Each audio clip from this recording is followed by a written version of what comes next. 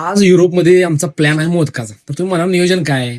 नियोजन अचानक ठरलंय की मोदक खायचा आहे, करायचा आहे. दाखव तुम्हाला विषय कसा कसा झाला. सगळ्यात पहिला विषय म्हणजे आम्ही सारण करून घेतलंय. ह्यामध्ये खोबऱ्याचा खीस, गूळ आणि थोडं वेलची, थोडं काजू देखील मी टाकले. चांगलं भाजून घेतलं, एकदम खरपूस, एकदम खतरनाक स्मेल येते याची.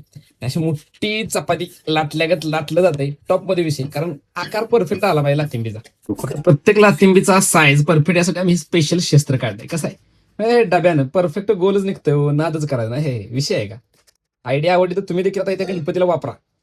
पहिल्यांदाही आपल्याला असे लातून घ्यायचे, कारण काय विषय मग हे आपण कुठं शिकलोय? तर आपल्या मम्मीनं इथून मागच्या गणपतीला, दिवाळीला आम्ही रात्रभर जागेवलोय. होय, चांगला आपला सारण मस्तपैकी असं घालायचं यामध्ये.